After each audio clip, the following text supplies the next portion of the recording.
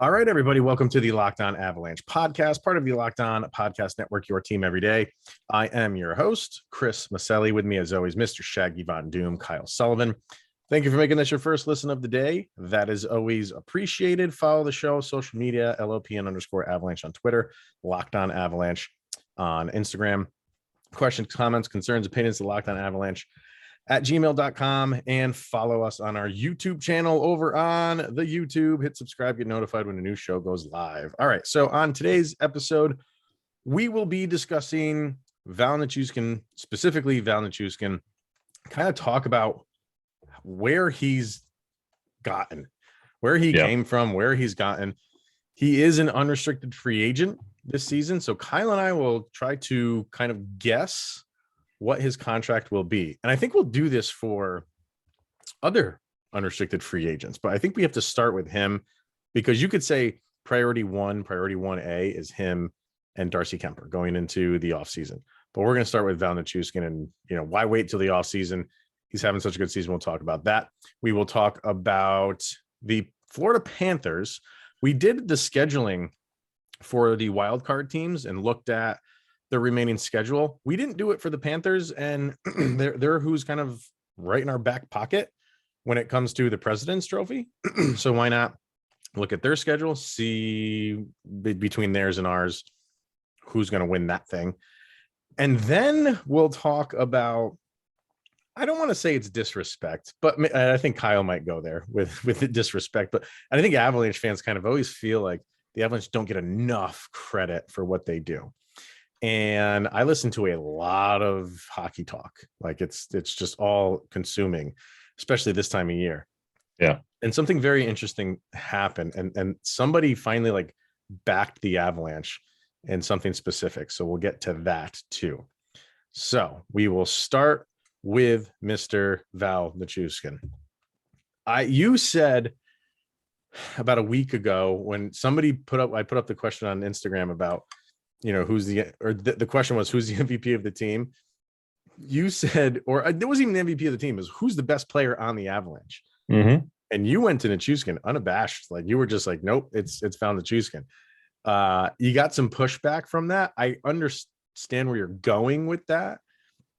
I don't think he's the best player on the team, but maybe he's one of the more important players on the team.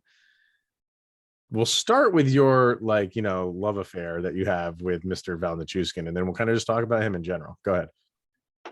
Who scored in that Capitals game when we were required, we were on our heels, taken out of our game?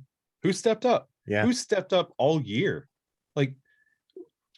When we ask the top line to do what we pay them to do, they do it. Yeah. Nuke has been, since the start, just appreciative for the opportunity. We're not asking him to go out there and score a goal, be an anchor on that power play, be physical, facilitate. He's doing, he's playing more than required, night in, night out. And it's something we get accustomed to. And you raise that bar a little bit, and he rises a little bit above. He keeps stepping up. He doesn't have bad games. When the question was asked, who's the best on the team right now? If you look at the season in a whole, you haven't had the absence when Nuke is out, you feel it. Yes, you do. Other players step into roles when Nathan McKinnon and Landeskog are out, we kind of we filter in and you feel it, but not to the level of Nuke, because he does so many different things. He's really underappreciated. And when that question was posed, I figured that was a good time to finally just put the spotlight on the man, because he doesn't go out there for the glory. He just does it because he's thankful for the chance, especially after Dallas was have a good career, son. It was nice knowing you. He came in here, and everybody forgets when he first started with the Avalanche, everybody was waiting game after game and ripping on him. Why did we get this guy? This is such an embarrassment. This, another game without a goal. And then ever since he got that first goal, it's been magic ever since. Yeah, you say he's underappreciated. He's not in the locker room. They know exactly what he means to that team. And it did. I mean, it took him a little while to get going. No, you're right about him never really having bad games. Like once he got settled in Colorado, he's been great. He's been absolutely great, and he's one of the more important players on that team. And when he came into the league, like he was expected to be what he is now. When Dallas drafted him, and it just kind of went south quick. I have his stats up here. 13-14 was his rookie year. Okay, played 79 games, 34 points, a plus minus of 20. Good rookie season. Followed that up with 8 games, and he had a single assist. So, I'm assuming that was injury riddled. I don't remember, his second season, and I don't remember.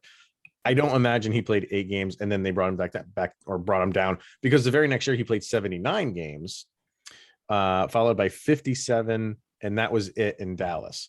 So those last 2 years, I mean, they kind of gave up on him after that 18-19 season when he played 57 games, didn't score a goal, had 10 assists.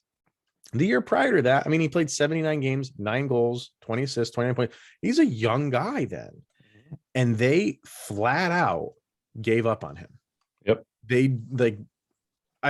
For a team to do that and not work with this guy who has the size, he's got good speed, he has skill, and you gave up on him after that, really like one downer of a season. The 14-15 season where he had 8 games, forget about that. He came back and had almost a 30, he had 29 points on the season, 9 goals, 20. And then for whatever reason, I don't know. Dallas just said, we're done with you. But yet hold on to Jamie Benn with every ounce of energy they have and won't let him go. Yeah, right. It's so true. And then so Colorado, when they signed him, it was just, we'll see what you can do. We'll put in the time with you. And, the first year in Colorado, 65 games played, 13 goals, 14 assists for 27 points, but a plus minus of 26. So that's, encouraging, because when he's on the ice, things are happening. Maybe he's not scoring, maybe he's not getting the points that you want, but he commands attention because he's so big, and that opens up the ice and then you could see it. And his first year in Colorado, I mean, it took him, can I get to, I think it was at least 5 or 6 games before he tallied anything. I want to say it was more than that. I do. I think it was, tallied anything. I mean, maybe an assist, but the goals, everyone was looking at the goals because he had gone like 60 something games without a goal. Yeah, true. It was like 2 years or something like that. It was a long time. And he finally got one. And then he just settled in. And ever since then, he has just gotten better every year. And so far this year, 57 games played, 22 goals, 25 assists. That's 47 points. That's a career high. Again, a plus minus of 23. And I know that's all speculative, plus minus, but it's a barometer for something. And he is a free agent, unrestricted. He's 27 years old. So this is the contract that they all look forward to. There's so many questions about what he'll do.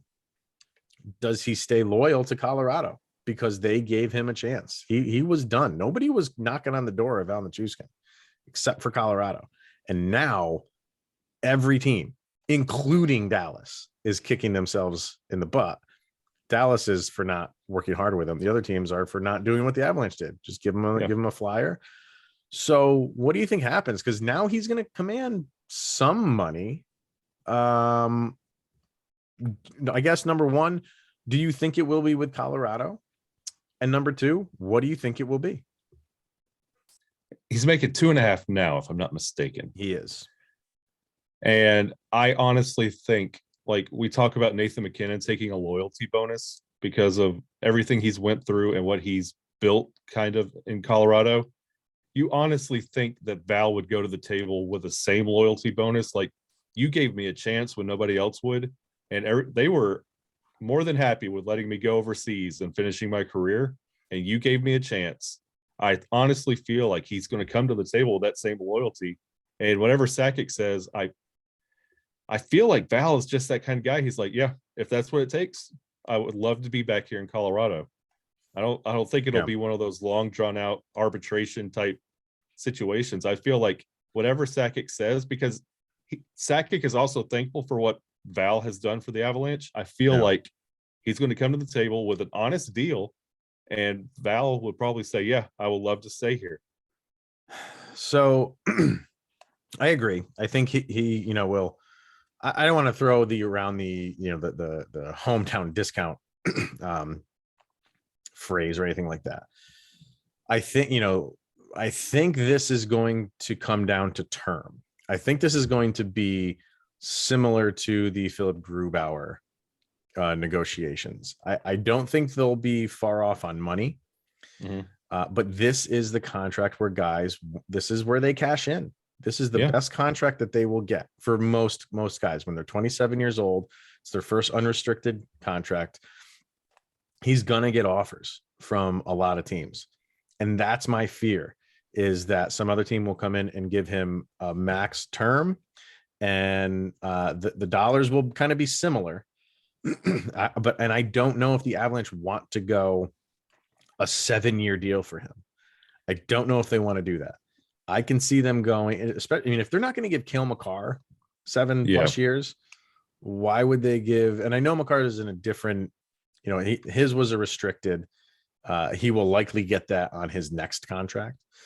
But for Nichushkin, he's going to want security at this stage in his career. So I think he's going to want that 7-year deal. And I just feel like the Avs, while he's done well, I don't think he's that type of player where you give him a max term deal. So I'm thinking the Avs are looking at 4 or 5 years. And I'm thinking you basically double his salary minimally. Interesting. And you go somewhere between 5 and like $5.5 million a year. And I think for 4 to 5 years, I think is where the Avs are. I think he's going to want 7 years at 5 to 5.5. And I don't know if the Avalanche would want to do that. I was honestly thinking 4 for 6.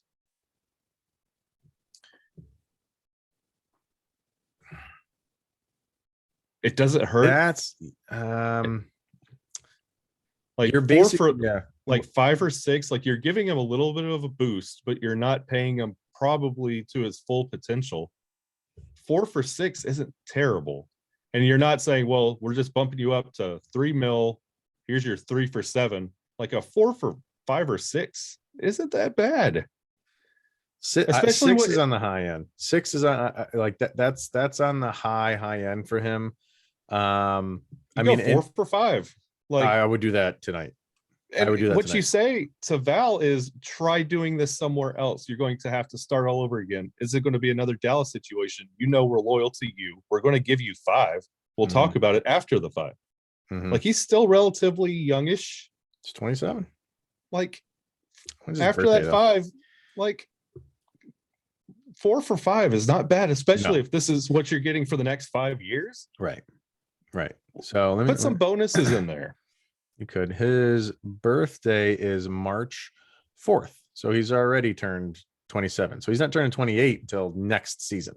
If his birthday's March 4th, give him $3 million for 4 years. Yeah. match the birth date. Yeah.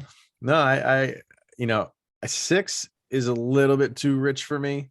I'm happier in the 5 to 5.5 for him. But I think he would take that. Now, what you say 6, I think that's a little bit too much for the Avalanche. There's a team out there that's going to give that to him. I can almost guarantee that.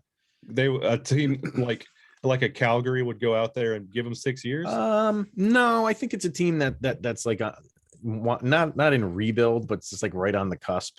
Maybe they just missed the playoffs. The Ducks, the Kings, somebody like the teams like that need that little boost, and he could definitely do that. I think that's the team that you'll find giving him a nice contract. Oh, he would be a good replacement for Kopitar out in LA. Like that's just plug and play. Yeah. So I don't want to lose him. I don't. I think he's perfect for this team, and I don't think he wants to go anywhere. But I think it will come down to term. So I want to hear from you guys. I'm sure we'll have a lot of comments in the YouTube section on this. So looking forward to reading those. we talked about how important he is to the team.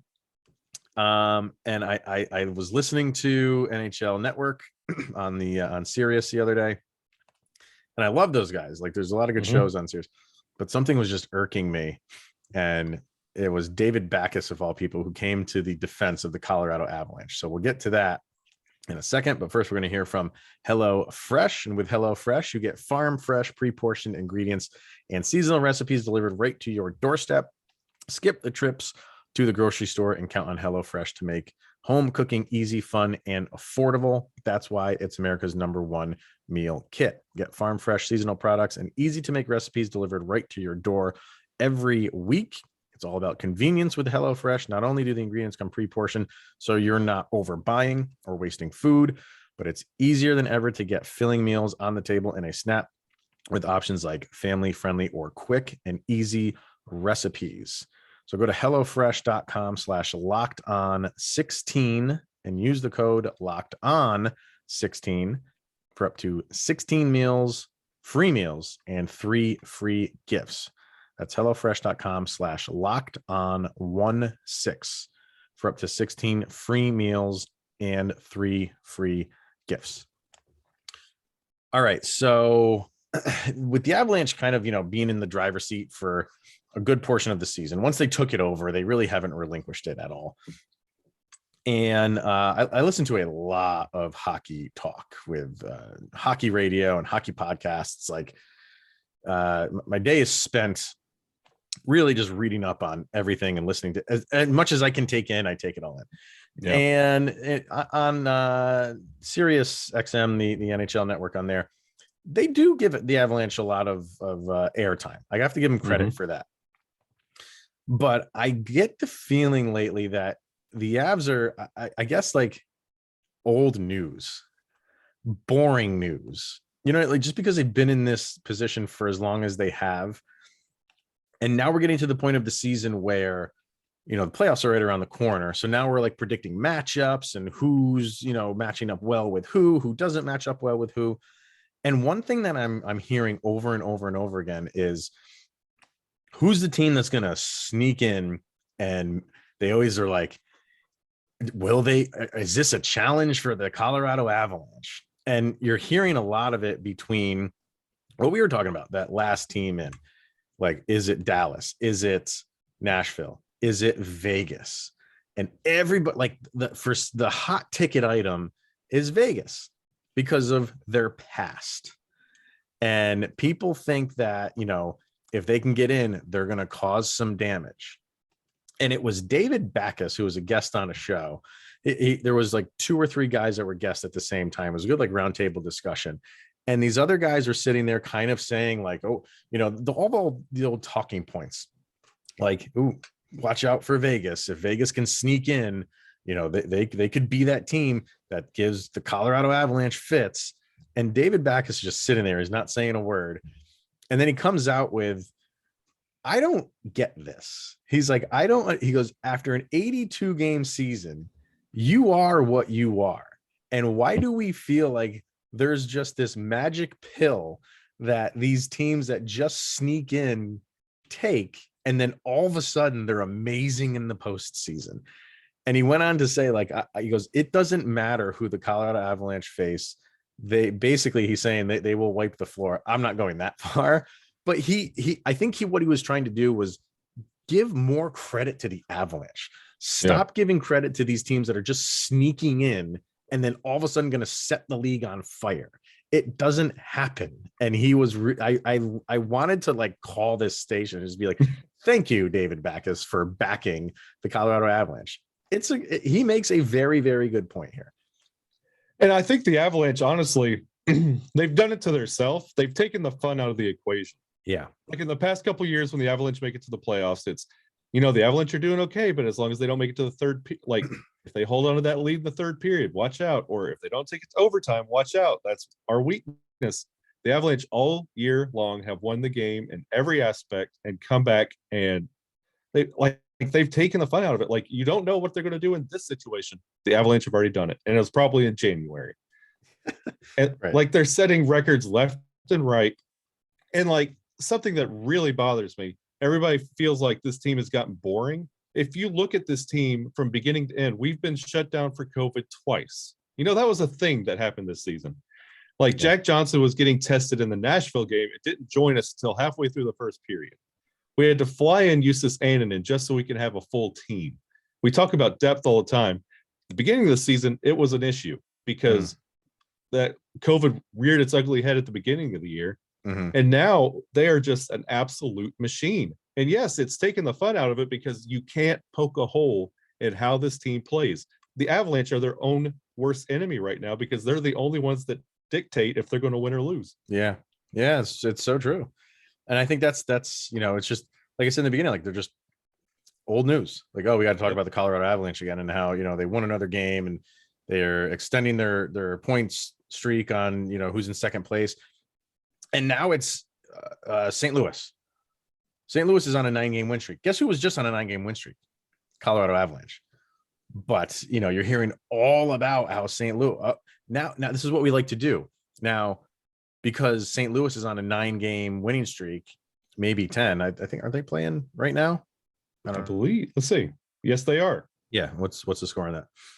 It is 2-2 going into the third at time of recording against Boston. But okay, so this time of the year, this is where you pay attention to how teams are playing going into the postseason. But what's happening? St. Louis has a 9-game winning streak, potentially 10-game winning streak. So what are we talking about? The year that they won the cup, when they turned things around after the All-Star break, that has nothing to do with this season. Absolutely nothing. But in the sports world, we like to drum those things up and drum up the past. And because it wasn't that long ago when that happened, it means garbage. It doesn't mean anything. It means they're playing well now. Like that's what I'm worried about is how St. Louis is playing now. Not that they came back when they were, the bottom of the standings and turned things around a couple of years ago to win the cup. Congratulations.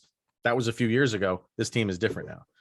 It's just, we just keep doing this. Like we want to bring back all these, if it's within like a 5-year stretch, we'll do it.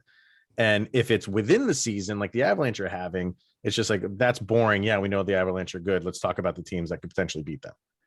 Yeah, and we always like the new, shiny, flashy thing. And we like to try and make it work and sustainable. Like the Blues have a chance. This could be, they could replicate what they did before. But like Avalanche fans kind of fall in that same trap. Like, whenever you talk, especially like in the beginning of the year, you talk about the Avs or you talk about the Avs to any fan on the street. You're like, yeah, I remember the Avs. Boy, that Joe Sakic team and Patrick Waugh.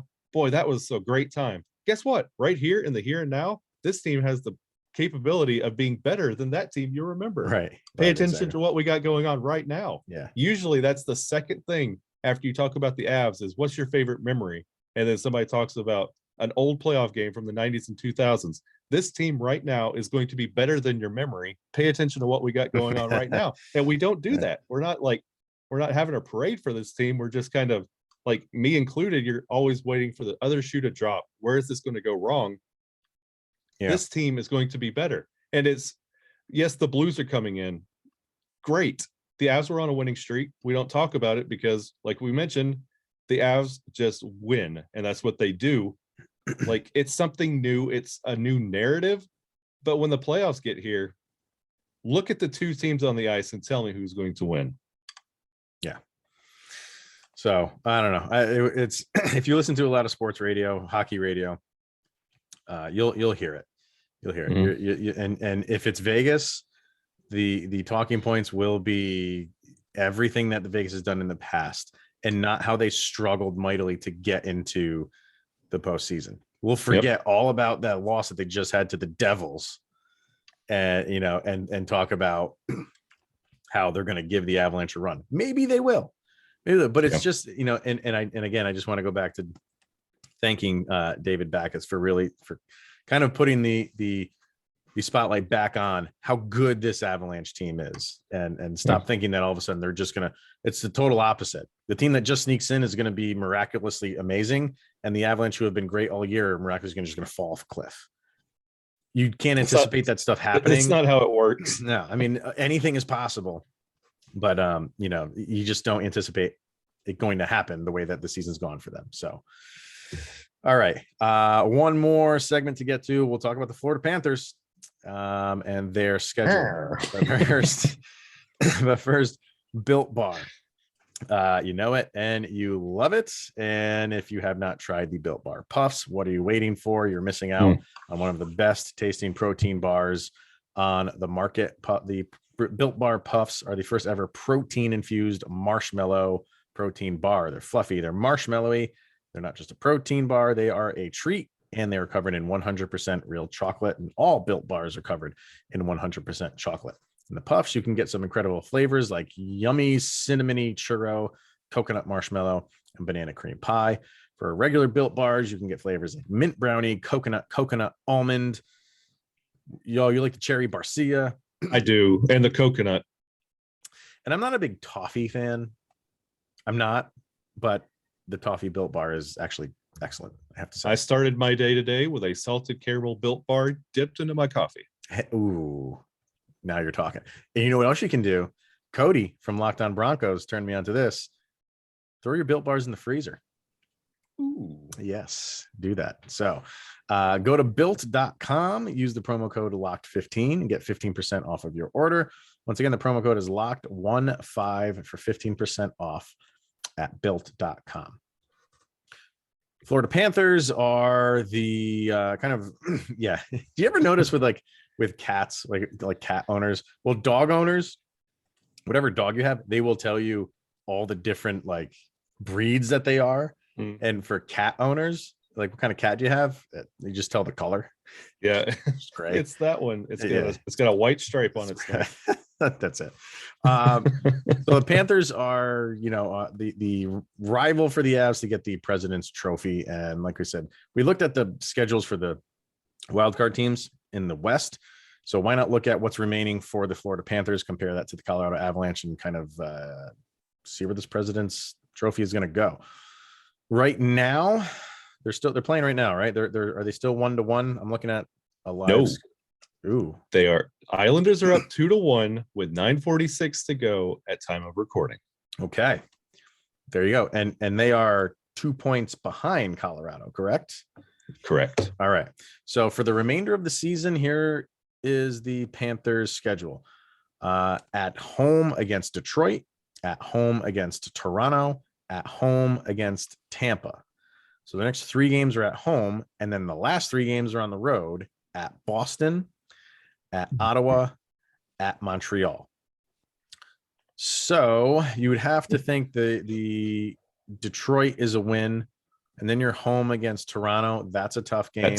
That's a very tough game. And then the very next day, you're still at home against Tampa, and Tampa is a struggling team right now. I mean, they are Tampa, but they're struggling. But those are the games that Tampa steps up for. There's a rivalry there, right? So all right, you say maybe they get 2 out of 3 there. Okay, maybe they lose the Toronto game. So that's 4 points that they got, and then the last 3 at Boston, very tough game. So we'll say they lose that, and then they finish a back-to-back, relatively easy, at Ottawa, at Montreal.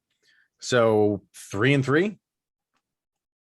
Yeah. Okay. So that's 6 points. And who knows let's say they lose this game against the Islanders. So that would put them at 120, correct? Because they're at 114. Yep. Okay. For the Avalanche, Seattle, that's tonight. You have at Edmonton, at Winnipeg. So that's a 3-game road trip right there. You feel pretty good about the Seattle game. Yeah, that's a 2.5 out of 3. Yeah, right there. Okay. That Edmonton is a little. Yeah, I like how they played Edmonton last time, but that's always a tough game. Yeah. All right, so we'll say they get 2 out of 3 there, and then you're at home against St. Louis, at home against Nashville, and then the very next day, your last game is at Minnesota.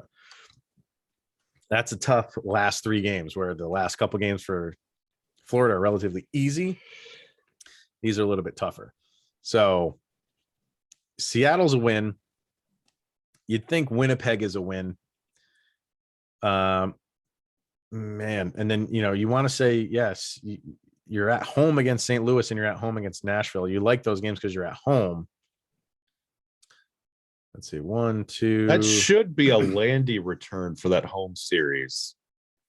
You should be seeing Landeskog for. That would be a push. Yeah, that would. I mean, if he comes home, his first game is against St. Louis, Yeah. That's a win. that Yeah. arena is going to be crazy. So you got, you have 6 games left yourself. If you can go 3-3, we're kind of predicting Florida going 3-3. You got it. You got it in the bag. You are leading them in regulation wins, so they're not going to beat you there. So I don't know. I'm kind of thinking a 3-3 finish for the Avs wins this thing. You would hope. Then you also hope that you could just kind of go the distance, and if you're going to drop one, take it to overtime. Yeah. Oh, absolutely. And get That a little something. Yeah. That would be clutch. But and you got Nas returning tonight, possibly against Seattle. Maybe later on this week. Yeah. Landy coming back possibly that following that really rough end of the week. Those could help your chances, but honestly, you don't need to have another game like you did against Washington. Like if you have another kind of just flat game, then President's Trophy's out the window. Yeah, and if you go 3-3, well, the Avs have 116 right now, so it's 124 points. That's crazy. 124 points and you don't win the President's Trophy. That's a little crazy. And for what Florida is putting together right now, like they're right there. So it's a misstep. It's 122. I'm sorry, it's 122. Yeah. Anyway, go ahead. Homeschool in Alabama. Yeah. I can't do math on the flag. I can't count past 10 with my shoes on. So, any little misstep, and if this game continues like this for the Florida Panthers, you'll know when you're listening to this, this could alter their path as well. Like you can't lose the easy games, and you have to play those the challenging games, and you have to establish you're in this spot for a reason. It's going to be neck and neck till the end of the year. So, and the way these two teams are constructed, this is one of those that you want to see in the finals, because this would be you pray this is a 7-game series. Because you look at Florida again, they have 3 easy wins with Detroit, Ottawa, and Montreal. And we're saying 3-3. We're just assuming they're going to lose to Toronto at home, lose to Tampa at home, and lose in Boston. If they sneak one of those games and the Avs go 3-3, then you tie them, assuming again that they're losing the game that they're currently playing right now against the Islanders. So I know we have to wait to see the end result of that, and then we got 6 games each, and we'll know where we stand. But the Avalanche are in charge here. They control this. So, but I think they have a little bit tougher go at it, because they only have 2 more home games where Florida has that extra home game. That's a big deal. And their schedule is a little bit easier, playing 3 teams that are at the lower end of the standings. So, and to those fans that say, I don't want the President's Trophy, yes, I'd be better if we don't. You don't want that as a mindset at all going into the playoffs. I don't want, you can justifyingly take a step back because this isn't something you want. When you get into the playoffs, nothing else matters. You want it all. You want it. So if the President's Trophy is right there, you go for it, because you don't want those kind of thoughts coming into your team. Oh, well, we tried. No, that's not what you want in a playoff caliber team. Yeah. All right. Well, we'll see. It's right around the corner when this thing will all get wrapped up, and then the big season starts. So we got the Kraken, last matchup with them for this season. Should be a win here. Let's not, please let it be against Grubauer, please. Yeah. So Kyle and I will be back tomorrow to discuss that and anything else that is happening. Maybe Kadri comes back. I don't know. Well, you would like that. I know that. I would indeed. All right. But that's going to wrap it up for today, everybody. Thank you for tuning in and making it your first listen of the day. Go check out Locked On NHL for your second listen of the day, and follow us on the social media outlets once again. So he is Mr. Shaggy Von Doom, Kyle Sullivan, and I am Chris Maselli. It's the Locked On Avalanche podcast. We'll see you guys tomorrow.